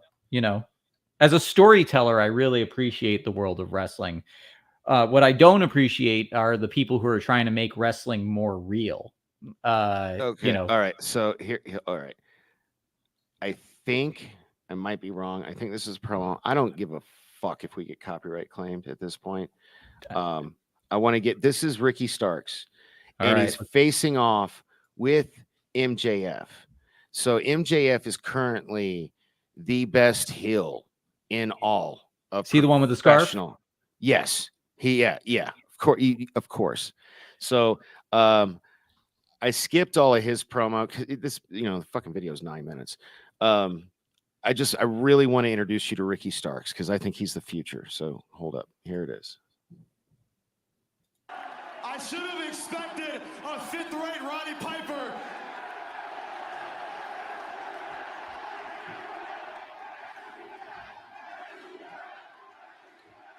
Maxi pad. Shit. So he called him Maxi pad earlier. I should Damn have it. expected a fifth-rate Roddy Piper wannabe to come out here and try to steal the spotlight. Oh! Because he just won a match. You can't? You trashed him. Just barely. What stick do you got? Because the low-hanging fruit is running dry, partner. Now, every single week you come out here, you smell like paint thinner and ass. Is that better? You spray tan. You spray tan. You smell like paint thinner and If ass. you took your shirt off, your back would look like you laid in an ant pile for 7 hours. You got some crappy shoes on. It's never ironed. The shirt is too small. The shitty scarf and the terrible ass haircut. And you think that you're better than moi? Give me a break. I'm telling you, man, Ricky Starks is the future. I bet the farm on it. This dude's got charisma for days. I can see the beginnings of it. About you, Oh, he's new, man. The cheap suits, the cheap shoes, the cheap heat. Oh my The cheap God! heat. And you are a new AEW champion, huh? Well, here's the thing. With that AEW championship comes a big responsibility that you know nothing about. The difference between you and me is that when these people got behind me, I gave them a reason to keep going. When they put faith in you, you let them down. When Regal believed in you, you let him down. But brother, when it comes to Ricky, I deliver on time, every night, every week, every month. Should I take? To take your little Hold ass up. to Greece for 3 months because you didn't get paid enough because you got out politics by somebody smarter than you. But the fact remains is that I've been here busting my ass. You want to talk about responsibility? Okay, Okay. so Are you not watching? Because you keep looking down. That's well, like I'm I was- drawing, but I'm listening, and I keep looking it up, and Oh, okay. Do you want to? gist. I got the gist Okay, of it. So yeah, I will say okay. this about it. There's a few minutes left, but okay, I'll let you. Yeah. Well, I mean, I get the idea. I mean, he knows how to be a presence in the ring so far as like he knows I'm here, it's time to perform. And like you said, he's new. I do see potential. Dude, I'm mark my words, guys. I'm telling you, I've been watching wrestling my whole life. I This believe dude's you. this dude's the fucking future. Like Ricky And if Starks. you, I mean, And you it's gonna see- be it's gonna be 5 to 8 years before like he's gonna be like a super over world champion when he's older. You know, he's a kid right now, but he just fucking oozes talent. I don't know, man.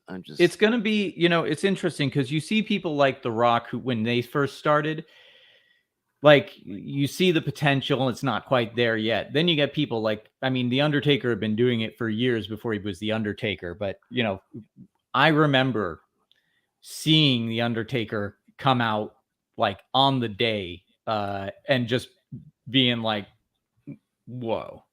Yeah. Yeah. And he never, he just came out and it was instant. Like everybody knew. And this is something, you just got to wait and see because again, this goes to something that I always say, which is the audience is always right. And, that essentially means, well, yeah, you have to listen. That's the great thing about wrestling. Yeah. You get that immediate feedback from the audience and you need to listen to the audience. And and it happens in real time. Yeah. So I think he's got a handle on the audience. But it's not immediately apparent to me. Like there was nothing in that made me stop and go like, oh, okay. All right, man. No, hey, fair enough. But you also don't watch the product. I've been watching this kid. There's context there. Missing, of course. Yeah. He, so I can't remember where he was, but the way he got into AEW was back when Cody Rhodes was still a part of AEW and he was the TNT champion. And he was doing like an open challenge, but the open challenge was to people like not in like it was how they were doing crossovers. So it was like if you're wrestling for Impact or NWA or MLW or like whatever, like you can come try to make a name for yourself here by fighting Cody Rhodes, the TNT champion. And, Cody Rhodes is one that made me take notice immediately. Because I wasn't familiar with him. Like I said, I'm newly back into WWE. It's only been about a year and a half. So I had, of course, been a Goldust fan. I thought Goldust was epic. Yeah. Just perfect. And I loved Goldust's interactions with The Rock, when The Rock would call him, "You sick freak," Yeah. It was fantastic. So, that's the kind of energy I'm talking about. So when Cody Rhodes came out to fight Seth Rollins, when Seth was kind of throwing his weight around, trying to get which one? WrestleMania. When Seth Rollins was going like, "I want my WrestleMania match," and then Vince McMahon finally said, "Okay, but it'll be someone of my choosing." And he came out of the stage, and it was obvious to me, the audience knew who he was, and they were really excited to see him. I knew who he was only in the sense that he was Goldust's brother. Well, right. So here's the thing, because you don't watch AEW, He came out like, I guess Tony Khan's super cool because like this would never happen if you leave WWE and go somewhere else. Cody Rhodes had his AEW gimmick, name, music, outfit, storyline, everything. Like everything. Like, when's the last time you ever fucking saw that in wrestling, bro? You know what I mean? Like, honestly. I'm honestly asking you that question because I don't know.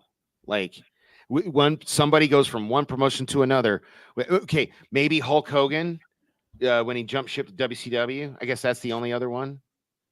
That's good company to be in, I guess. What do you think? I don't know. Yeah, you know, it's kind of hard for me to quantify that because, you know, when you and actually Hulk Hogan doesn't even count. Hulk Hogan didn't have his I am a real man. I'm serious. Cody Rhodes came from AEW to WWE. Music, gimmick, storyline, everything. I don't think that's ever been done before. Please, anybody in the chat, let me know. But that's to me what made it. And man, I hate that you didn't watch him in AEW because that's what makes it so much better. You know what I mean? You know, the thing is, I'm kind of glad that I didn't because again, it's just an example of somebody who has a presence and has a character that within minutes of, if you don't know who he is, but within minutes you do. And right? that was that fight was like, I was instantly on board, and I like Seth Rollins a lot. I was instantly obviously on board. Yeah. Yeah. I was instantly on board for him. And their matches were fantastic. And then when he came, look, dude, I have a match of the year, rotator cuff injury right now. So do I, actually. You know, and so coming out, you know, watching him come out and take off his jacket and have that massive.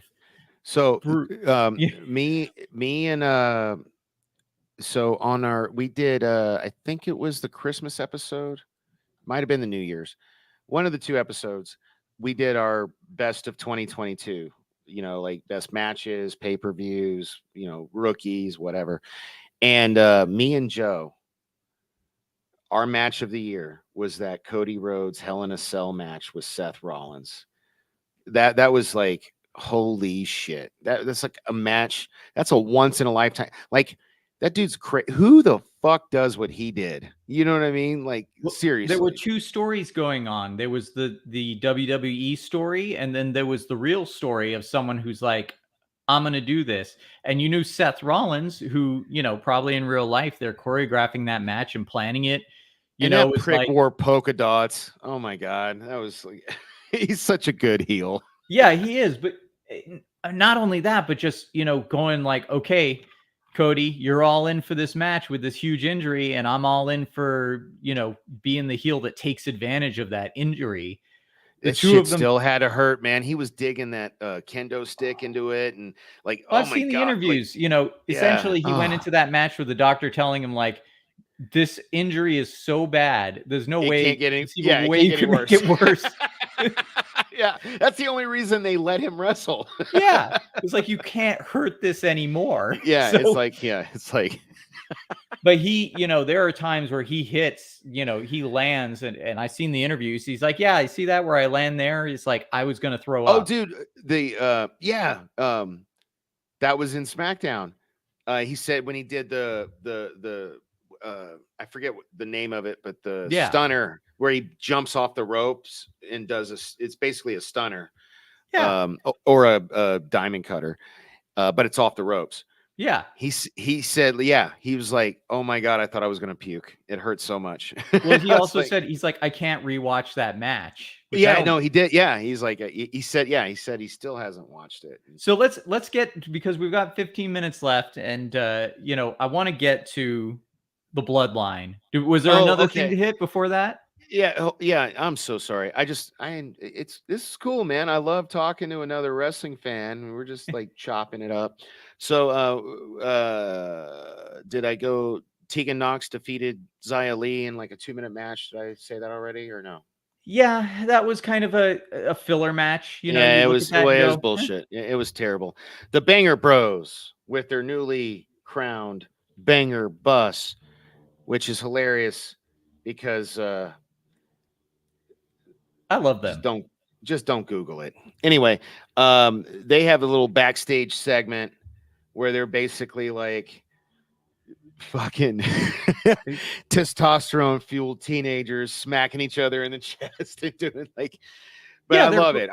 Yeah, they're great. They're fantastic.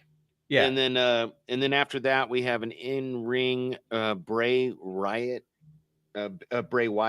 sorry, promo, which I want to be excited about him, but the longer they're dragging it out, the less that's the thing with me, because Joe, who's normally here, Joe's a huge Bray Wyatt guy, and I've been saying for weeks, I don't get the big deal, I don't get the appeal, blah blah blah blah blah, and then he finally sold me on it, and now it's starting to bore me. So I totally get what you're saying. Like, they need to pull the trigger on this fucking dude or something. But yeah, I think what he's promising though is probably what I feel is missing from Judgment Day.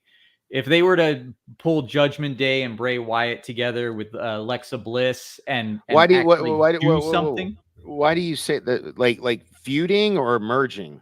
Merging that dark energy, you know, they're both kind of going for the same thing. No, not really. So we don't have enough time. Put a pin in that. Somebody remember, we need to have we could do a whole hour. And I admit, I'm not as familiar with Bray Wyatt as I am with the rest of them. So, you know. Oh, I'm not either. But that's a conversation we need to have Joe apart, because like apparently Joe thinks Bray Wyatt's the best thing since sliced bread. So a lot of people do. Yeah. A lot of people I don't get it. He's starting to bore the shit out of me. And this Mountain Dew pitch black match better be more than a street fight. I don't know. It better be good. Anyway, Deliverance. Right. So after that, Caleb Braxton talks to Kevin Owens backstage to set up the main event where he's gonna like fight Sami Zayn. Blah blah blah. And oh wow, finally we get to our third match of the night in a 2-hour wrestling show. 2 hours. We're an hour in. We're just now getting to the third wrestling match on a wrestling show. Sorry, I don't mean to be like that, but frequent watchers of Dork Side of the Ring, they feel my pain. Anyway, it's Raquel Rodriguez defeating Liv Morgan after that terrible skit earlier where Liv just smacked her in the face, and you know, all those with the chick we didn't know who she was, that whole thing. We pretty much covered that one already. Yeah, and then bunch of, and then it takes another 45 minutes. I won't even read all this shit, but look, so the dots, you're not looking, Chris, the dots are when matches happen. I do that when I take my notes. Okay. So, okay. My point was, that's the Raquel match we just talked about. That's the main event. I'm going to skip all the bullshit in between because it's just bullshit. So the main event, Kevin Owens, Sami Zayn, Bloodline. That's what you wanted to talk about, right? And I have a prediction. Not all a right, spoiler. I got you there as quick as I could. There you go. All right. So, okay. I really like the setup. You know, it's Sami Zayn is this guy. He's really, you know, he'll do anything to belong. And now that he's actually gotten his place, he wants to prove that he really does belong there. And being given the opportunity to confront Kevin Owens, and the end of this match was heartbreaking to me. But yeah, it was, and I thought it was a really great, really good storytelling in wrestling, right? Yeah, yeah. And Keely Chow is here, and Horny Alf. Oh wow, I've never seen Horny Alf before. Thank you for joining. Please, I'm really glad that my cats are not around. So yeah, because Alf and cats, Dragon Ruse, Keely Chow. Thank you guys so much. And go ahead, so anyway, yeah, the fact is that he, and this is what my prediction is going to be. He was showing that he can actually fight Kevin Owens on even terms. And the fact that the Bloodline came in, dude, he was about to win the match. He was about to get the haluva kick, and this is why it was such great storytelling, because if he would have won the match, it would have reflected really bad on the tribal chief. Right, and I think no, dude. See, this is what God damn, this is why it's such good storytelling for wrestling. They really did end this perfectly because the tribal chief was like, "Oh shit, Sammy actually might win this. Hey guys, go in there and interrupt because if Sammy beats him, but then I lose to him at the Royal Rumble, what's that? Yep. You know what I mean? I look like a chump." So no, Here's- and yeah, great story. Here's my prediction. Kevin Owens is going to beat Roman Reigns. Bullshit. Ain't happening. He's going to beat Roman Reigns. He's going to get the title. And then Sami Zayn is, and then he's going to challenge Sami Zayn to a title match. And Sami Zayn is going to win. So and become the dude, champion. And he's going to be the one holding the titles next to Roman Reigns. And that's where the story is going, in my opinion. Dude, I'll tell you right now. Hey, Zax, thanks for, dude, join us. Yeah, I actually have to get going. I have stayed longer than I intended to. Oh man, don't know. I'm having so much fun. Shit. I love where you're going, and I wish that would happen.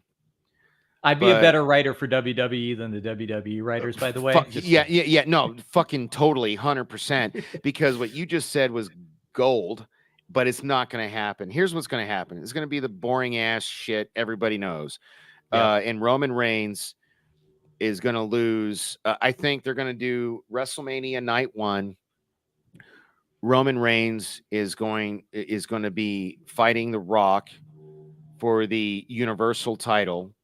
But the stipulation will be if Roman Reigns wins, The Rock can never wrestle again. So like a retirement thing. And I think Roman Reigns will win. And then night 2, it'll be Cody Rhodes versus Roman Reigns for the WWE title.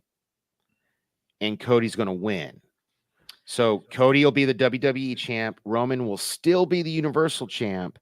And both brands can have their own champions again. That's like, that's where if I could bet money on this, I would. I'd Probably. that's where I think this is going. And but I love your idea though. I would love your idea more. I would enjoy what you said more. You know, this is kind of the turmoil that the Attitude Era was. It was just chaos. Anything could happen at any time. WWE has become so predictable. I mean, my wife and I watch it. My wife calls it, like right in the middle of the match. She's like, okay, here comes this moment where this is going to happen. And dude, Cece does that shit to me, and I hate it. But like that, I guess that's just indicative of how predictive or whatever they are. You know what I mean? Yeah, it's telling, and I think we need to what, listen baby? to that. No, I was complimenting you. That wasn't bad. God, she hears me say her name, and she's like, Well, the thing here's the thing. You probably are pretty accurate. I think the thing that WrestleMania has to contend with, and I hope they address it, but they probably aren't going to, is simply that Stone Cold's return was so epic, and night 2 of Stone Cold's return was even better. The Rock is going to want to have something at least comparable to that. Look, and man, I don't know if they can do it. First of all, after the shit show that was his failed attempt at taking over the DC universe, the Rock should thank his lucky stars. The WWE still want to have, and they'll give him like an obscene payday. You know what I mean? Yeah. But all you got to do, show up and lose, bro. Fuck your ego. Check it at the door. We'll give you like, $5 million, $10 million, but you're losing to Roman Reigns because like. Well, The Rock isn't about winning or losing. Again, The Rock is about that presence, and I don't think he's got it anymore. I think he's forgotten who The Rock is. You can tell by the way he behaves as a personality in real life. It doesn't matter. No, yeah, the Rock of the Attitude Era would own him as he is now. Yeah, and that's the bottom line. And that's the bottom line, because Chris said so. So, I sped read through SmackDown. Did you want to say anything else about that main event? Are we good on that? Because if not, Just that there's a lot of opportunity there. I thought it was probably one of the best nights that Sami Zayn has had in his storyline so far. It's oh and yeah, again, dude, no, it's yeah, the bloodline. No pun intended, but Sami Zayn was the infusion that the bloodline needed.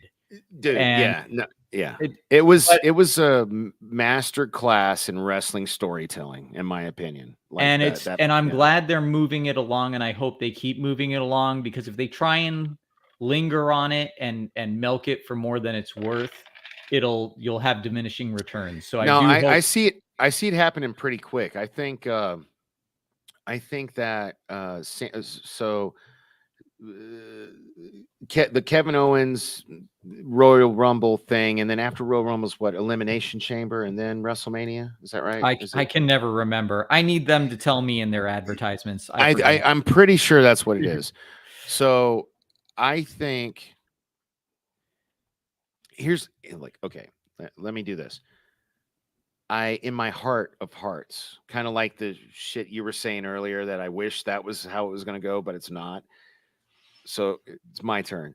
In my heart of hearts, Roman Reigns defeats Kevin Owens at Royal Rumble, and they go into Elimination Chamber, where Roman doesn't defend his title because he's that kind. He's like a Brock Lesnar type bitch, but which is fine. I mean, I'm not saying that in bad. I'm just saying you're supposed to. He's a heel. He's doing his job. If Brock Lesnar is listening, I have nothing but good things to say about you. Don't hurt me.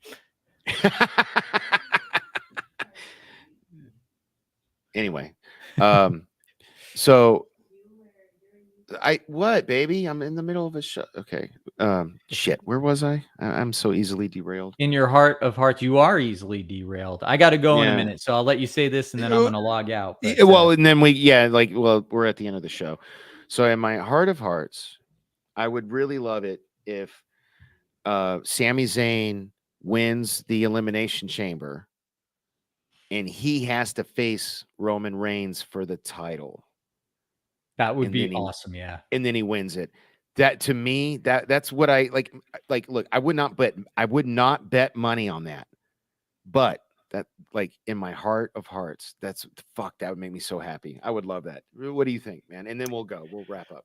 I don't know. I think that would be fantastic. I get the feeling that Roman Reigns is looking at other prospects outside of WWE. He's been in a long time, and he might be looking for a way out. I think whatever happens, I would like to see Sami Zayn continue being buds with the Usos. Sammy Uso. I'm Yeah. still waiting for my Sammy Uso shirt. I don't So want the honorary Us. I'd love to have an honorary Us shirt. That's No, my favorite. I want a Sammy Uso. Fuck honorary. I want this. But but yeah, I think the Usos have a lot of charm, and I actually think they could do really well as faces. So yeah, that's all I got to say about that. Hey, Bill Barkley. Oh, hey, Bill, we're about to dip out, but hey, Chris, thank you so much. You saved this stream today. Also, What I do. you were here, and also, fuck, man, like if you can make this, you don't have to do it every Sunday, but I had a lot of fun. I'd love to have you on as much as you want to be. You know what I mean? Thanks. This is cool. I'd like to be as well. I got a lot going on. I'm interviewing for 2 different jobs. I'm doing Escape from Planet Omega 12, and I'm trying to make as much time as possible for my family on top of that. No. So I totally get it. Even if it's like you come in with like 15 minutes of whatever you want to say, like I thoroughly enjoyed talking wrestling with you. That was my plan today, and then Danny left, and I was like, "Shit, I can't leave you on your own." Or Johnny left. Oh, Johnny left. Sorry. Yeah. It's all good. So, anyway, yeah. Thanks for having me on, though. I enjoyed it too. Let's see where this storyline goes, and I'll definitely be back in one capacity or another.